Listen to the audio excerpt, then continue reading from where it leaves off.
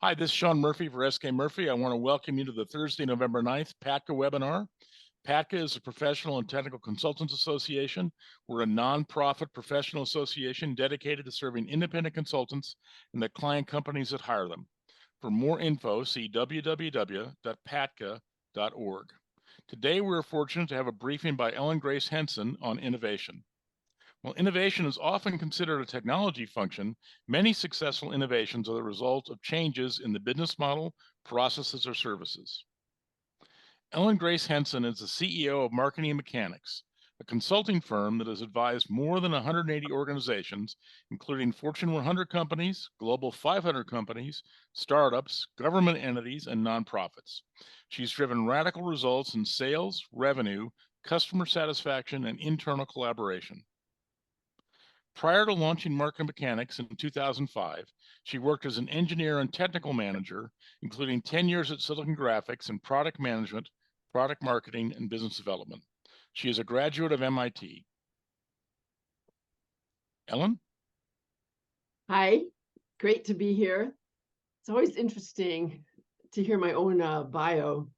And one of the things I want to point out that I don't include in my standard bio is that I'm also an adventurer. And I graduated from MIT and then spent 2.5 years bicycling around the United States before I started work as an engineer. And I think that's something that's an important part of my personality. I don't just look at what is, I also try to look at what's possible. And I encourage people to go beyond whatever perception of boundaries you might have in your own career, in your life, etc. And today we are going to be talking about up-leveling services and looking for opportunities to disrupt and transform businesses and results. I want to give props to my good friend Jim Horan, who partnered with me on the original presentation. This deck presented at IMC, or International Institute of Management Consultants, at the annual conference some years ago. Jim was certainly disruptive and transformational in his approach, and we'll talk a little bit more about that. And I really value, even though he was the big dog in the room, the experience of working with him was totally collaborative and mutually supportive. So that's the best way to work, in my opinion. Please feel free, if you have a question that comes up, to stop me, and there'll be points where I will also be asking you for input. Make sure I can manage my... So disruption is everywhere. And so is, a lot of companies and a lot of examples of disruption, how maybe a new technology, a new way of thinking, new approaches really changed the world, or changed, some of our worlds. And part of it is how much social trends, technical trends, political trends, economic trends are tied together. And those types of things really can influence and change the way we work, the way we play, the way we think, the things we think about. So, be aware of that. This is not a new concept, and it doesn't need to be scary. One of the important things, though, is to understand that businesses do need our help. Some years ago, I was complaining about a client to a friend of mine, and my friend said to me, if they didn't have challenges, they wouldn't need you. So, one of the joys of being an independent consultant, or a consultant in any way, is that we can go in and help clients that have real problems. But if they don't know how to find us, then, obviously they won't be able to leverage our talents. And I think this is something that's particularly challenging. I just attended this morning a webinar or training course on thought leadership and visibility. So even after, multiple decades of doing the kind of work I do, I still struggle with that, being visible and making sure I'm where people can find me. So it doesn't matter how transformative, how disruptive, how high value your solutions are. if your clients, prospects, people you can help if they can't find you. So overall, we're going to talk about disruption and transformation, how to assess your own solutions. We are going to dive a bit into branding and visibility, because as I just said, if people aren't aware of you, if they're not aware of your value, then they can't take advantage and you don't have the opportunity to help change their world.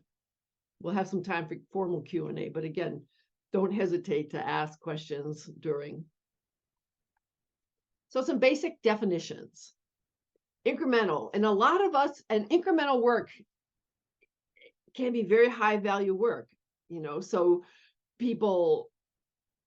organizations concern themselves a lot with doing some things efficiently. They don't necessarily want to fundamentally change the way they do something, but they want to get more productivity out of those tasks. Incrementally improving things can be high value. So, if that's what you do, that's fine. Innovate, though, means doing things in new ways. So, cellular technology was very innovative. My Aunt Marge was born in 1915. And when she was in her 70s and early 80s, I asked her, what's the most impactful thing that has happened in your lifetime? And she said cell phones. And I thought that was so interesting. And I used to make it a point then, if I was out hiking in the mountains, to call my aunt, because cell technology meant that we could call anybody from anywhere. We didn't have to be in a building with a landline. We didn't have to be at our desks, etc. So that really helped us do a similar thing, contact, connect in a very, very different way. Transformation might mean refining and optimizing existing solutions. And it can be pretty fundamental. So people talk a lot these days about digital transformation. Moving something off-prem to the cloud is one category of digital transformation. Using digital tools, and Gabriella is a particular expert on this when it comes to Google Workspace and Google Tools. Using digital tools instead of paper, that can be very transformative. But then disruption might mean making old things obsolete. And even when something is innovative, it can also be disruptive. How many people do you know still use a landline? So landlines, to some extent, have become obsolete because of cell technology. And I'm sure, does anybody else have any examples they want to share, or any ways they might want to refine the definitions that are presented here? I think Kodak is a good example of disruption. Talk more about that. Well, they developed the digital camera, but they they suppressed it because their core business was chemical film. And 10 years later, they had to undergo bankruptcy. Kodak is an excellent example, Lester, and I want to build on that a little bit. They invented a disruptive technology and were unable to make the business model shift in order to really leverage that new technology. They, as you pointed out, went bankrupt. And it's so incredible that a company that had such prominence in a particular area lost that prominence because they were unable to see what was coming. Anybody else want to add to that? Yeah, Ellen, I'll add to that. This is Perry. I heard a talk by an executive or former executive of Kodak, and he had the interesting point. Kodak saw what was coming. They knew what was coming, but culturally they were unable to shift. The majority of the corporation was it made film, and they just couldn't get the people, they couldn't transfer the people over to making the solid state image sensors for digital cameras, and they fell behind. So I love that, Perry. That's an excellent deeper dive on the challenges and the opportunities, because if you have a client whose maybe barriers are cultural, is there some way that you can help them transform their business so they can participate in a disruptive environment? Some good questions to ask around that. Marwan, you had your hand raised? Yeah, well spotted. It was very quick, but I had an observation. This evolutionary model here can also take account of the environment. An example of the environment is the cultural environment that was just given, but especially in my case, in the case of my business, the political environment, because many things have existed since 1912, like the particular technology I'm talking about, but political will was not allowing it for it to happen. That means also monetary, fiscal, financial incentives were blocking it from happening. I'm talking about liquefied artificial gas, which is a technology that allows you to create gas from burning CO2. You don't need to have gas under the earth. It requires very particular technology setups, but it was just not allowed for because there are other interests at play, including oil. So that's what I wanted to add. The environment plays a role, a major role. That's an awesome ad. There are so many things that we could probably bring forward where some fabulous new technology gets blocked because of existing interests. Or I have done a lot of research in a lot of different areas. And when I was studying as an undergraduate, one of the areas I looked at was transportation technology. Early days of, let's say, public transit, people didn't have cars, and there were a lot of private bus companies, private trolley companies, et cetera, who were, serving a real need and doing very well. And one of the things that happened that helped automotive become more, and personal transportation become more dominant, was that automotive companies bought some of these private bus and trolley companies and effectively put them out of business. So the trends, the political power, economic power, et cetera, all have an impact. And thanks for bringing that forward. So that's something that's important for us to be aware of, as we want to grow our businesses or help our clients and customers, is what are the trends that are impacting or will potentially impact your businesses in the future? Thank you. Would you consider pivoting? Could you speak up, please? Pivoting? Yes, pivoting as opposed to changing to a different model completely, as opposed to not necessarily making old things obsolete.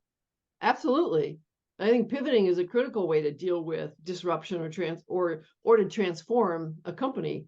And that's a common thing with startups, especially where you might go out with a very exciting new development and then find that the market you were interested in presenting that to is not necessarily the correct market. And so you might have to pivot to a new market. You might have to pivot business models. You might actually have to pivot your technology base in a variety of different ways. Does that answer that question? Yes. Great. Yeah, and that's, Sean mentioned earlier that I talk a lot about innovation and how innovation, a lot of companies, especially in tech, where I've spent my career, when they talk about innovation, they mean innovation in the product, in the technology, et cetera. And there's a lot of examples that prove that innovation can come from anywhere. Innovation could be an internal process. Toyota in the 70s with their quality circles, that was a huge innovation in how they were conducting their business. And it led to some real substantial changes in the business. IBM went from a hardware company to a services company, fundamentally services company. That was a huge change and a major pivot for them, and helped them survive and grow through what might have been harder times if they had just stayed with hardware. There's a zillion examples about that. Thank you. So what I want to talk about a little bit is, because, the question is, are your consulting solutions disruptive and transformational? So let's look at how we might assess that. Now, these are 5 key elements: a compelling or unusual name. Sometimes the name of your solution can be what initially captures somebody's attention. Jim Horan would tell this story about how when he first started consulting, he was effectively a fractional CFO, and it was, Jay Horan and co, something along those lines. But then when he invented the one-page business plan and shifted the name of his company to one-page business plan, he got a lot more attention. People found it really intriguing. Are you solving plaguing, stubborn problems? And again, using one-page business plan, sometimes companies, when they're working on a business plan, I've reviewed business plans for people, 50+ pages, takes months, and doesn't really help the business move forward. Are the solutions that you offer easy to understand, or do you have to spend a lot of time educating people to your particular solutions? Will you be able to change behaviors, improve results as a part of the engagement you have with your clients and customers? And do your solutions have the potential to become future best practices?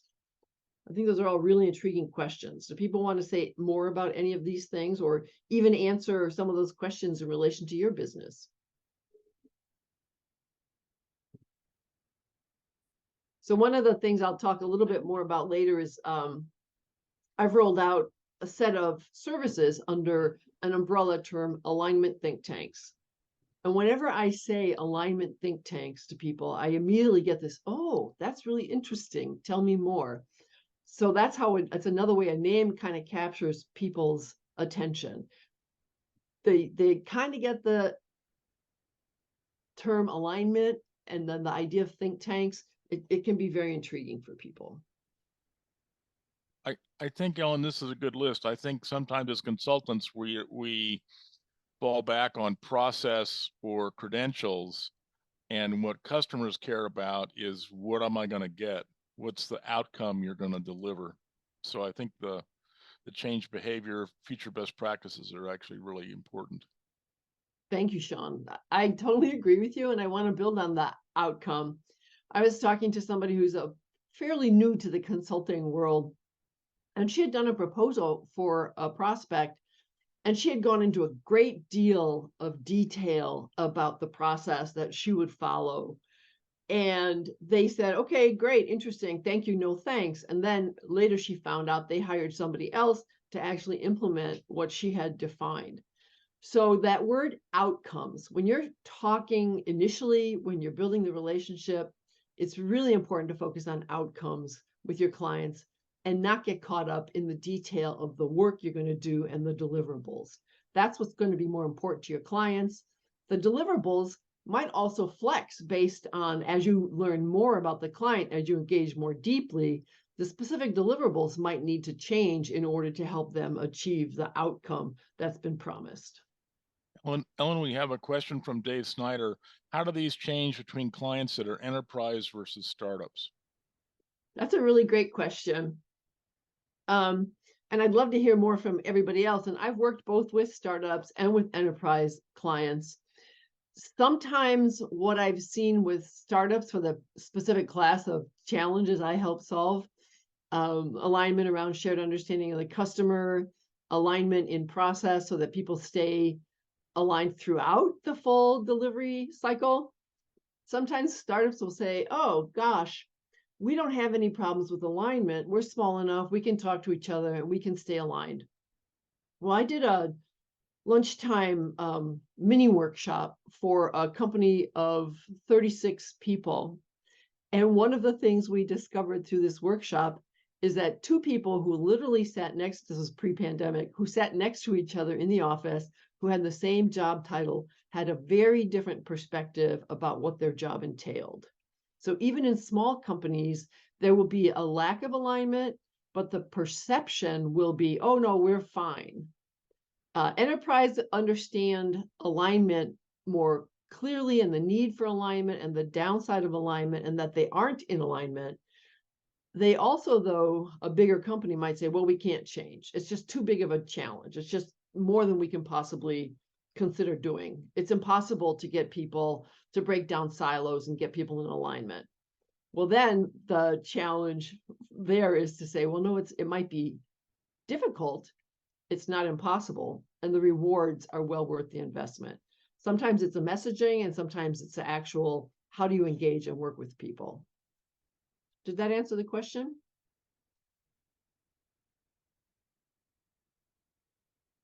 I see somebody talking, but I don't hear anything. Yeah, it looks like it did. Yes, he Okay, said great. yes. Great. That's an awesome question. And yes, I did say Toyota quality circles. I think that's what they used to call them. Anyhow, so here's some other examples of disruptive or transformational MBOs, changing to managing by objectives. That was a huge shift. You know, it wasn't just, you know, are you getting your tasks done? It's higher level.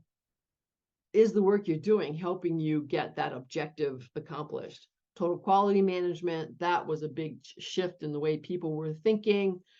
Lean manufacturing, zero-based budgeting, balanced scorecard, all of these examples changed the way people thought about critical tasks or critical approaches in how they were doing business.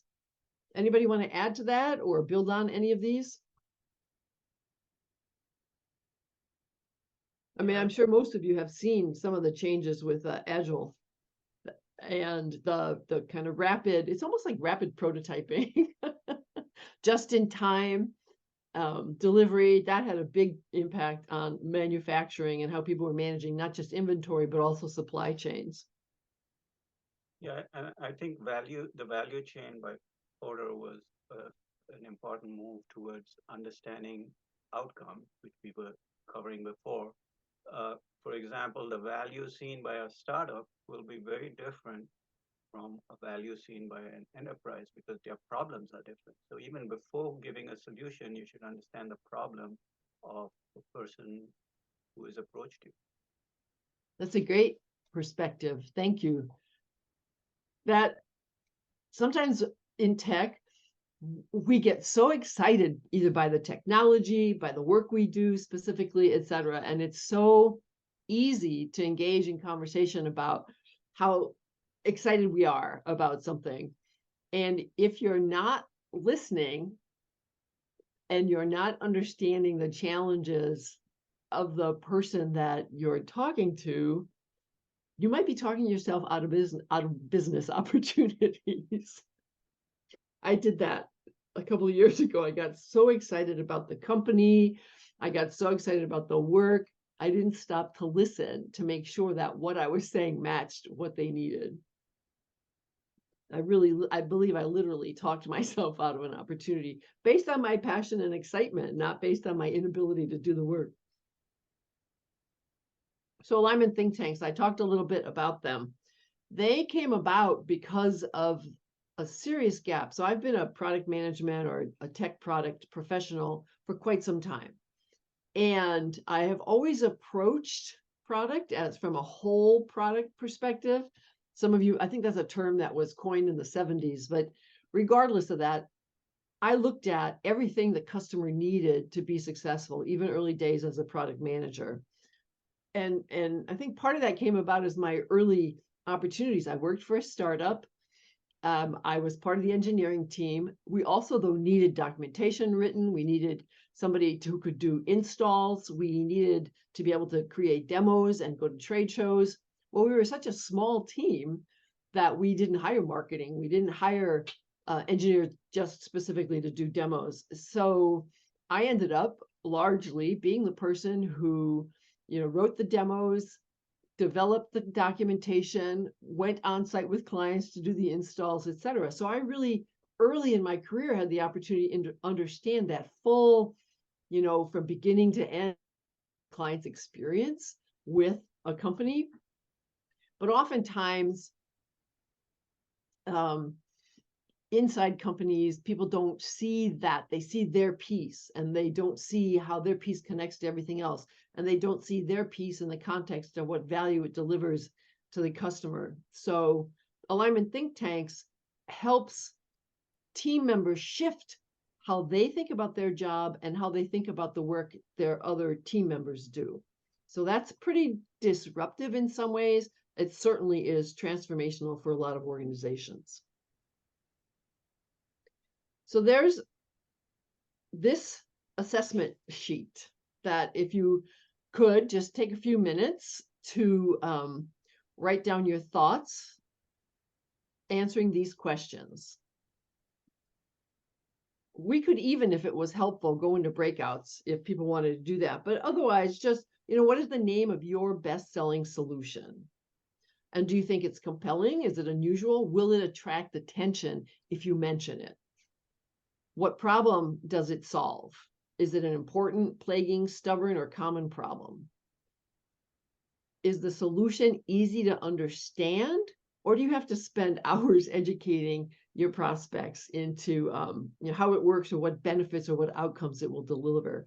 And I want to also point out for number 3, if the solution is difficult to understand, it might be because you're focusing on the how and not the deliverables and not the outcomes. So that leads us directly to question 4. Does your solution provide outcomes and results? Could it become a best practice? Is it disruptive, transformational, incremental? How would you put it on on those categories? And then is that solution generating significant revenues and profit for you? So Ellen, we had a question. Is this from the one-page business plan for consultants, or what's the source of this checklist? This checklist? Oh, this is something Jim Horan and I developed as part of this content. Okay. Yeah. 7 simple questions. Does anybody need more time to explore these? And does anybody want to share with the group their results of asking themselves these questions? Asking for more time. Okay. So Gabrielle makes a really great point. I've seen that some of the solutions that she gets drawn to are those that have the transformation in the name of the solution, or at least hinted at in the name. That's an excellent point. One-page business plan. Anybody who's written a 50-page, 100-page business plan, they see one-page business plan, they'll go, wow. Alignment think tanks tend to be attractive because it infers that going through this, using this offer, your team can become better aligned. And lack of alignment is one of the top failures for businesses, teams, and individuals. Well, individuals. Are you aligned with yourself? Oh, thanks, Sean, for typing that into the chat also. All right. Does anybody want to share any of their insights or observations going through this form, this assessment?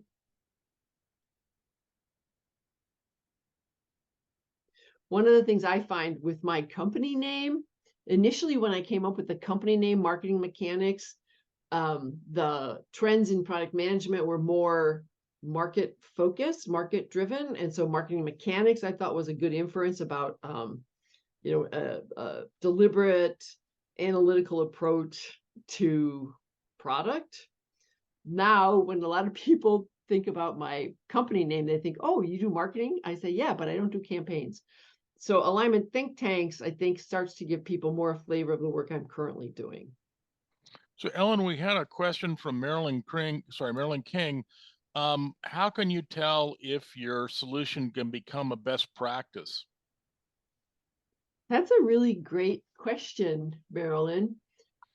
Part of it, I believe, is if you help really transform or disrupt the way people are doing something today in a high value way, that would give it some potential for becoming a best practice.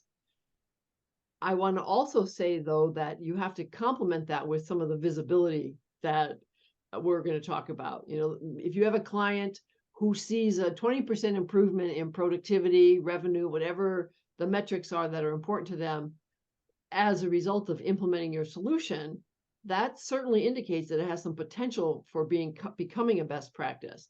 But you're going to want to be able to document and make very, very visible the results, the benefit, and the approach.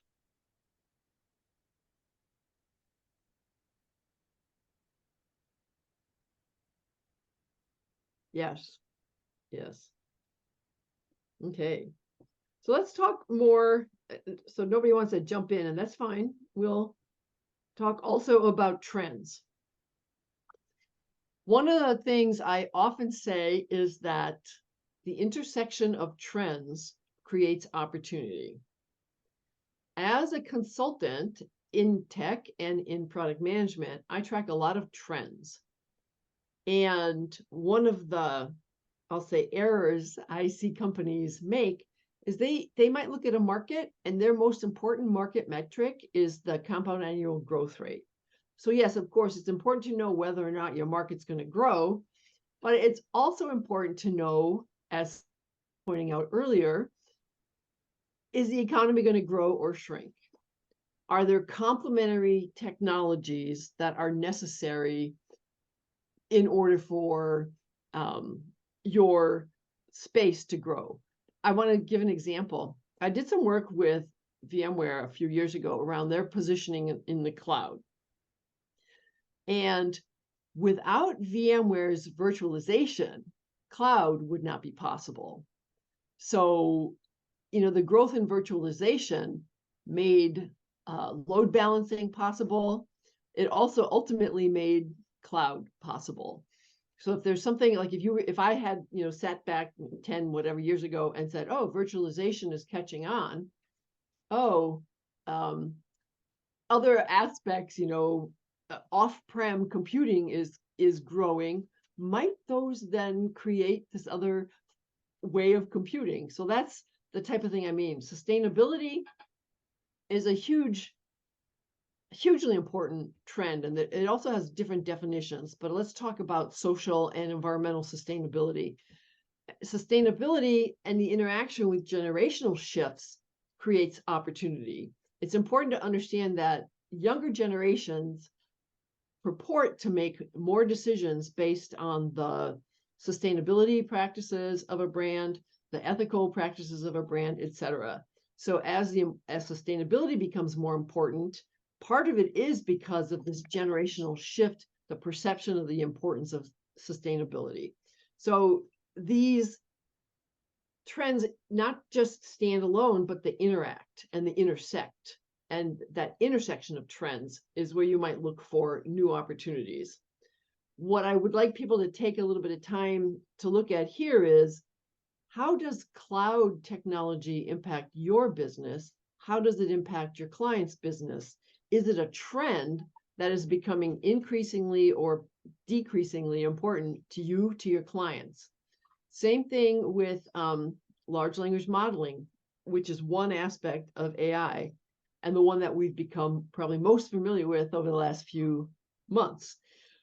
If AI impacts you, I know a lot of marketing consultants are starting to use AI more to help with research. That's a slippery slope, but also to generate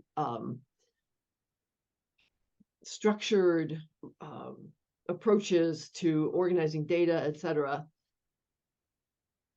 Can you learn enough about AI to not just have it to understand how to leverage it better for more productivity in your business, but can you teach it to your clients? Can you do some hand-holding with your clients? Can you comment on social media about the strategic value of AI for clients who are in your target area? How can you leverage it towards developing more visibility and expertise and thus be more attractive to your clients? So every trend or every new technology, et cetera, has the potential impact on your business, both internally and, lawyers fear that they're going to be made obsolete because of AI.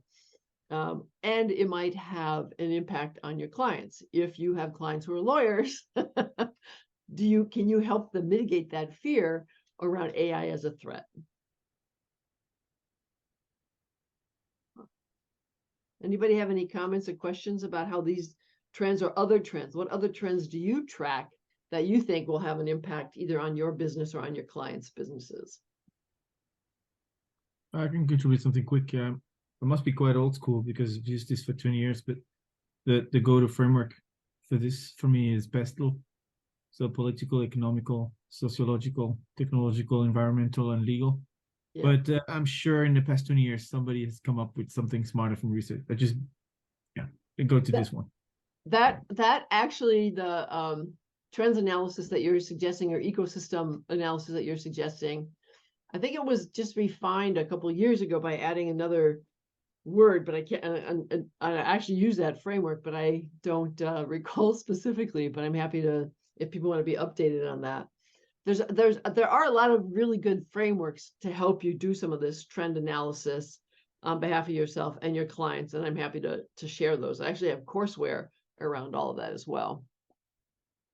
I want to talk about, though, sometimes looking at the intersection of trends, we might think we see a great opportunity. I want to talk right now. I did some work a few years ago on in-home health monitoring. And there are a lot of trends that would point at the high value for in-home health monitoring. Older people want to age in place. They don't want to go to a facility. They want to be able to age in place in their home. Their children, who probably have moved away from the home and maybe live elsewhere in the world, want to be able to keep track of what's going on with their parents. Wearables and other types of sensors can be either on the body or in the home to keep track of people's habits. Have they deviated from their habits? Did they fall down? I mean, all these sorts of things. So that monitoring capability. And then data access and cloud and distributed technology makes that potentially available. So a lot of companies started to invest in this area, and there was a lot of excitement around this area. What happened, though, and people are like, why isn't this taking off? There's such an obvious value proposition. The big issue was that older people don't want to be monitored in their homes. So, everybody was like, oh, we've got a buyer. The kids can pay for it, and they're motivated to pay for it. We've got the technology. We can put it together in solutions. And, oh, guess what? By the way, mom and dad don't want you peering over their shoulders every day, all day, to see if they're okay. Anybody else see other opportunities for looking at trends and how they might impact your business or your client? Okay. So we sell to community colleges, and so we look at how's it going with respect to people going to community college. And there was a big drop off as people discovered that they could go to community college remotely. We even haven't had a gentleman's agreement here in the Bay Area that colleges did not advertise in the area of the next community college 10 miles away. Oh. You didn't put ads on the back of the buses that went in that area. Those gentlemen agreements are completely gone. You can go to college across the country. And so the colleges were then competing very hard for also things like college debt, and even, employers not caring that much about credentials caused it to drop off. However, in the last few months, it's started to rise again for various reasons, especially technical company layoffs mean people go back to community college to get some more credentials and to keep from getting behind. So we watch very closely what's happening and there are 2,000 community colleges, 125 in California. So it's a huge market. Millions of students are in community college.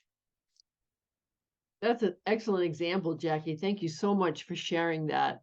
You talked about, I'll say, transportation to some extent, because people used to be limited by how they could travel to get to the community college. Communication, remote capabilities, and then also economic conditions. Those are significant trends that have impacted companies in your space. Thank you.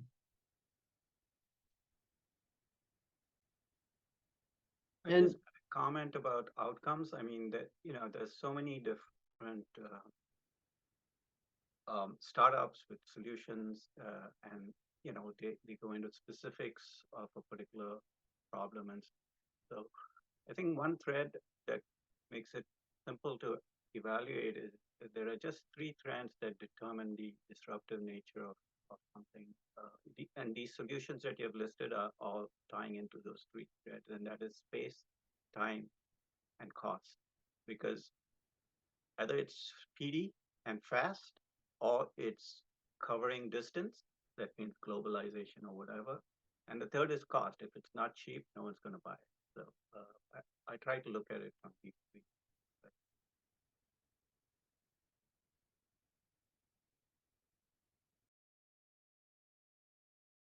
Those are really good insights, and thank you for sharing them. I would also argue, though, that it's not just cost, it's value. So being the cheapest solution is not always the best positioning to have. Being the high value solution that has a good ROI and for an investment that your customer can afford to make. Just want to refine that a bit. I have a startup I've been talking to, and their competitive positioning is that they do more for less, which in some ways, we can all understand the value of that. I mean, certainly if you might be familiar with Autodesk, that was very innovative of them when they first launched their solutions. They were doing, hey, you can get 80% of the CAD functionality with our solution at 20% of the cost.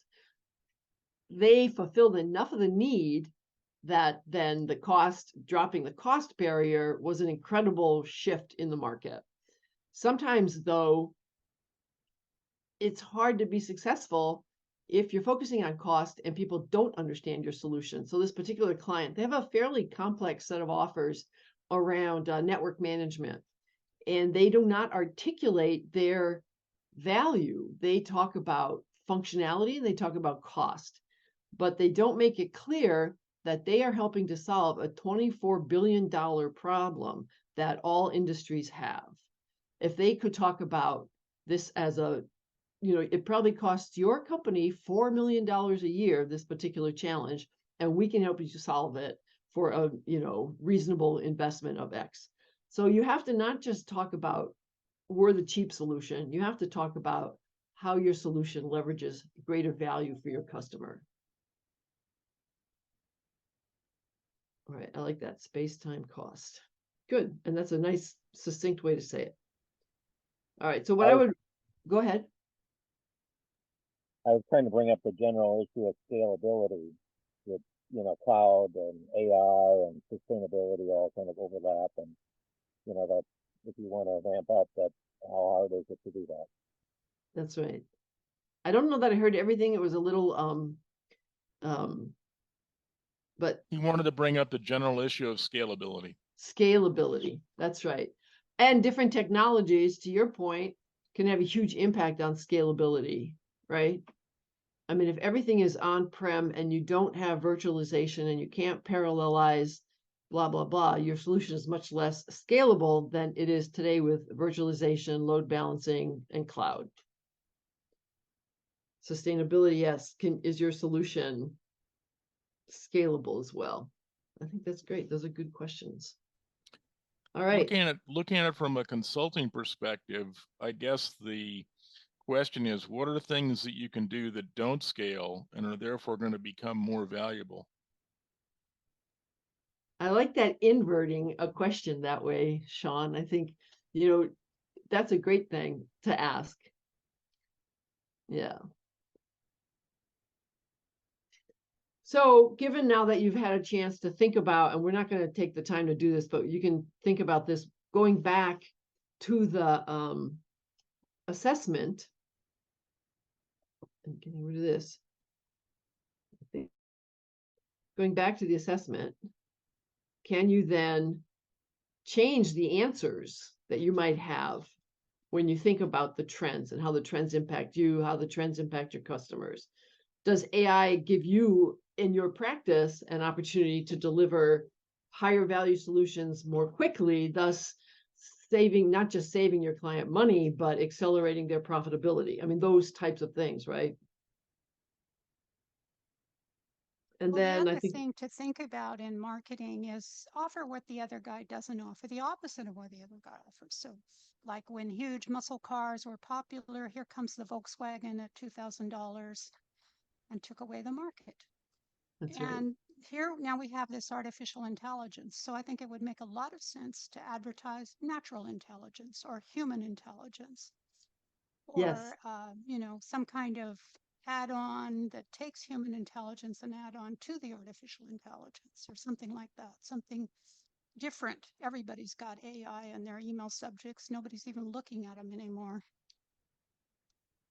I love that, Jackie. And one of the words I might use that I think AI definitely lacks is discernment, right? So it's also analytics, right? A lot of people talk about data, and yes, data is important. I'm not saying otherwise, but I also want to say that ultimately it has to be a human being and how you interpret that data and how you apply it to your business. So if you have discernment, if you have an ability to look at different trends, an ability to understand bigger picture, that will take you well beyond just the AI capabilities of faster response. Yeah, that's really great. All right, so we're going to run out of time quick. So I'm going to move to this, and how do you leverage your solutions? Once you've got the right solution, identified your core audience, etc. Many of you are already aware that Women in Consulting, of which I'm a member, does regular best practice research with a broad sector of consultants. And the core best practices really are being visible, build relationships, and focus on value and outcomes. And we've talked about those things a lot, but the relationships, a lot of times, consultants especially struggle with that whole sales thing, right? I love the work I do, but selling is hard.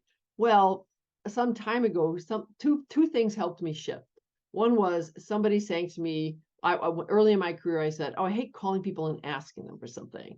And this person said to me, "You're not asking anybody for anything. You're offering a lot of value. Keep that in mind, the value that you offer. Also, don't focus on making a transaction. Focus on building a relationship. That's where you're really going to start to understand that person's challenges and really understand how you might best fit. Don't be the enthusiastic, I do all this great work, you really need to hire me." Be more the, "Oh, tell me about the challenges that you're having." And then, yes, value and outcomes. We've talked a fair amount about that. So just a couple of quick things, some of the things that are resulting from Women in Consulting's research. The top 20% consultants tend to focus from a visibility standpoint more on strategic relationships, speaking or teaching, writing articles, etc. So those are areas, and less on maybe in-person networking, etc. So less on follow-up with past clients. That's kind of an interesting one. So you might want to pick and choose, but if we're talking about people who are making more money in consulting, this is some of their areas of focus. So strategic relationships, speaking, teaching, and writing. You want to make sure that people are saying, "Oh, I'm so grateful that I found this PATCA consultant." And that's going to be based on the relationships you're creating, not even just on the results. And I'll tell you again, bad on me. Earlier in my career, I didn't understand the importance of building those relationships. I had commanded, multi-million-dollar budgets when I was working at SGI, though that was built on years of trust and solid relationships inside the company. When I started working as a consultant, somehow or another, I thought that was just there because I was so used to it being there when I was working in company. I alienated people along the way, probably lost opportunity to do future business because I was so focused on getting the work done. I wasn't paying attention to what people around me needed to get out of the work. Ellen, So we had a question on the long list. yeah. There was a AHT acronym. Oh, that's other? Where? AHT. Let me go. Sorry, it was other. I had a typo. It was other. I'm curious what's on the other. Oh, what do you know? Oh, yeah. You know what's involved with other? I can do that. I can go back and look at the research, but I don't have it at the top of mind. So I'm happy to follow up and answer that. Okay. Anything else? No. Great. So any feedback? What are you doing that gives you the most visibility? Do we have a hard stop at noon, Sean? can go. People may have to take off to be other places. Right, right. Um, I'm just gonna, before people start doing that, my request to you is to fill out a simple survey that I created. And let me know how I might support your success. So you can, I love that we can create QR for anything. Reach out to me on via my email, scan this survey, etc. I've put Ellen's email in the chat as well, if you just want to email her your feedback. Oh, and I should put this, let me, okay, Yeah, I'm I'm in not gonna, annotate yeah, you mode. can try and. Oh, sorry. I just sent it to one person. Sorry about that. Yep, sorry. Third try will be a charm.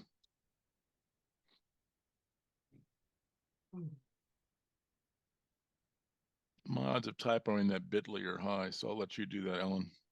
Yeah, I'm a little challenged to do that. Let me give me a second here. This is the problem with annotate mode in LinkedIn.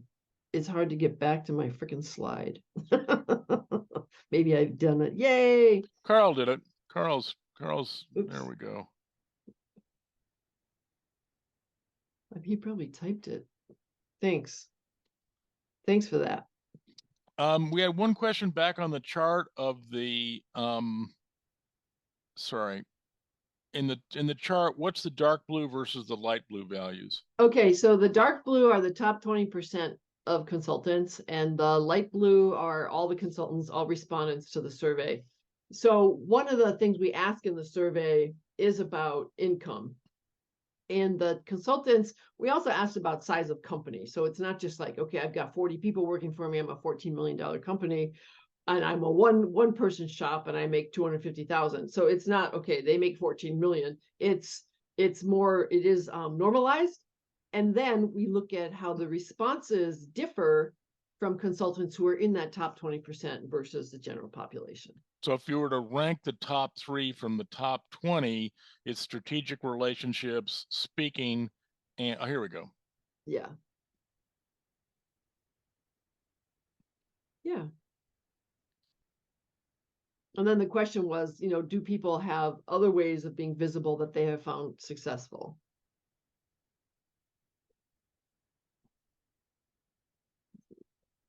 Okay. And in summary, become known for the problems you solve, not just in my alignment think tanks, one of the things I ask people to do is restate their work in context of how they help deliver value to the company's customers. So an engineer, I design boards, if you're hardware, I design circuits, software, I develop code. I develop tools that enable our customers to be more successful. When you're a marketing person, I do campaigns. Might be, I help ensure that our customers and their customers get the information that they need when they need in order to make good decisions. So you can see how recasting the work you do in terms of the problems you solve or the value you deliver can be really impactful. We could talk another day perhaps about productizing your services. That's more just taking whatever is repeatable and scalable in the way you work and packaging it up in buyable bits and potentially in ways that will help you upsell. And then potentially consider creating a business model where what you do can be leveraged by other consultants. So again, one-page business plan. Jim created a community of over 200, it might be higher now, but consultants who sell one-page business plan, who consult on one-page business plan. So is what you do repeatable, scalable, and trainable so that you can license other consultants to do that work?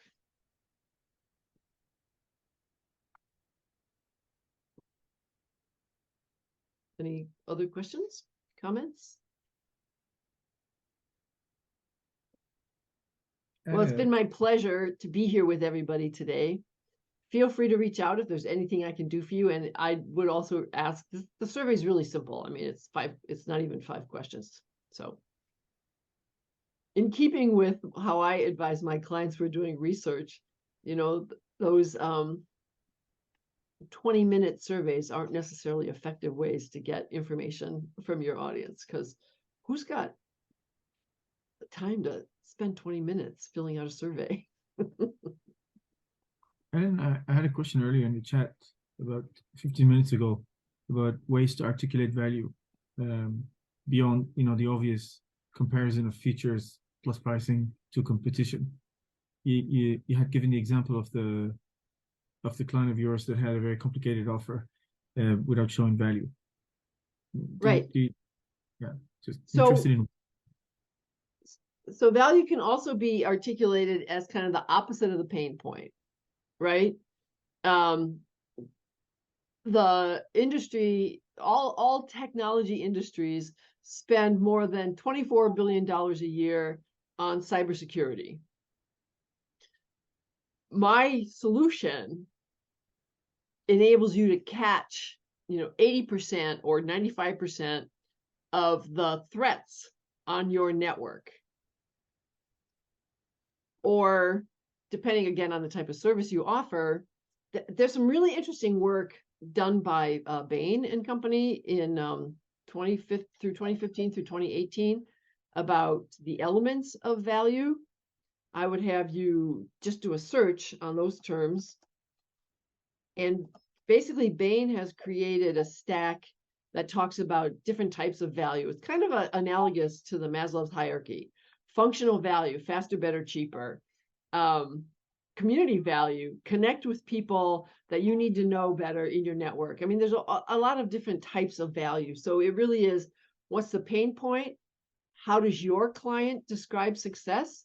If your customers are looking to get a promotion and they think your solution will show them as the smart person in the room who needs who deserves a promotion, then my outcome is you're going to have better business success, Sean, and your boss is going to love you, and your boss's boss is going to love you even more. It's So it's just, Marwin asked the question. I know, but your name's in front of me, so Marwin. So it really is based on what's the pain point or the challenge. If you would look at something, I did a piece, a very brief piece on LinkedIn recently about the genius of Steve Jobs. And what I said was, for Steve Jobs, it was less about the single point things that he did, but the way he integrated and presented. He wasn't the first. Apple was not the first company to put a camera in a phone. Apple was not the first company to use touchscreen on a phone. Apple was the best at integrating and creating, I'll say, sexy technology that people wanted to use. And not just was it the device, but it was the full experience of the, you get the product. The product was packaged like fine jewelry. And, so it was really that full customer experience. So think about your customer experience, think about the value that they need from you, and then how do you articulate that value in context of their needs, their values, their willingness to pay. Well, thanks very much for that answer, Ellen. It's been a wonderful session. I want to thank everybody who's come, and we're going to break here. Thank you for the opportunity. Thank you, everyone. Thanks, Ellen. Thanks, Sean. Yeah, thanks. Thank you. Thank you, Ellen. Good to see you.